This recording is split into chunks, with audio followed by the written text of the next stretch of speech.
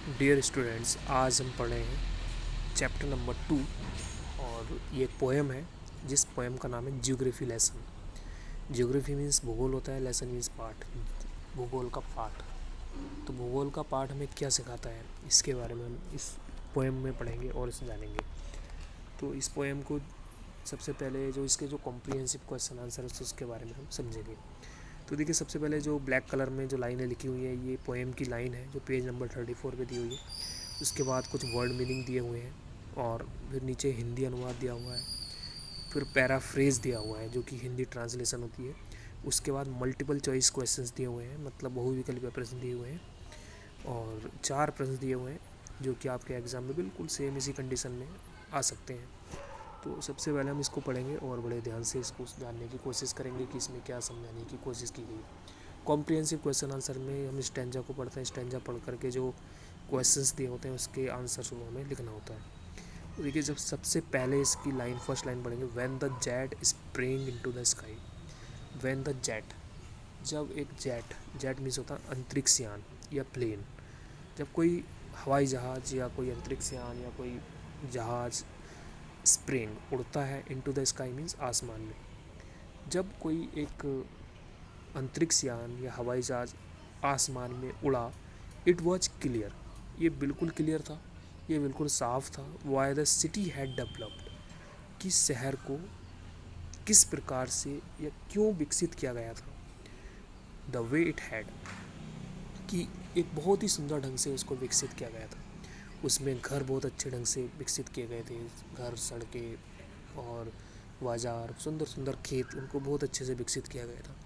Seeing it scaled 6 inches to the mile, और ये उस हवाई जहाज़ में 6 इंच बराबर 1 मील दिखाता था। आपने नक्शा देखा होगा, नक्शे में क्या होता है, नक्शे में एक स्केल लिखा होता है, एक माप लिखी होती है जिसमें जो माप हमें दिखाता है कि 1 सेंटीमीटर बराबर कितनी दूरी।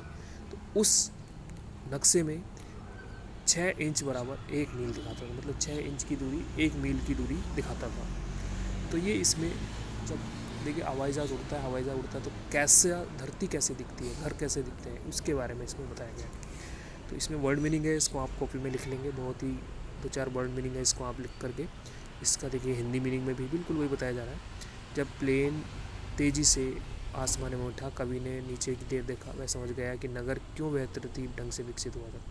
जो शहर वो छोटा लग रहा था और 6 इंच के बराबर 1 मील नज़र आता था। आगे देखिए, इसमें मल्टीपल चॉइस क्वेश्चन है, पैराफ्रेज पढ़ने की कोई ज़रूरत नहीं है, मल्टीपल चॉइस क्वेश्चन इसके हम पढ़ेंगे। सबसे पहला, the jet in the passage refer to. Jet, jet का क्या मतलब होता है, इस पैराग्राफ में जेट का क्या मतलब है ये बताना है। Jet black, jet engine, jet liner, jet stream.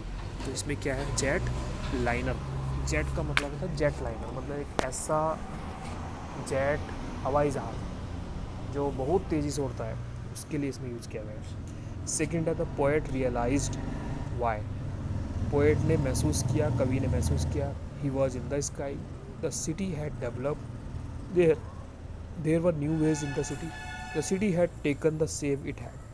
इसमें हम बताना है कि why the poet has realised, कवि ने महसूस किया, वाई क्यों, the city had taken the save it had, कि मतलब जो शहर की जो शेप थी, शहर का जो आकार था वो ऐसा क्यों था। मतलब जब कवि ने उड़ा और उसने देखा कि जो शहर था वो किस ढंग से दिखाई दे रहा है, ये सब चीज़ उसमें उनके दिमाग में आई। नेक्स्ट है, the city appeared from the sky. जो शहर था वो आसमान से कैसा दिखता था। विग, बहुत बड़ा, वेरी स्मॉल, बहुत छोटा, वेरी वाइड, बहुत बड़ा, वेरी ब्यूटीफुल, बहुत सुंदर, कैसा दिखता था ये आपको बताना है। तो इसमें वेरी स्मॉल, बहुत छोटा दिखता था। Next question, the word scaled in the passage means. इस पैराग्राफ में स्केल्ड का क्या मतलब होता है। Measured, spotted, climbed, like a scale. इसका मतलब होता है मेजर्ड।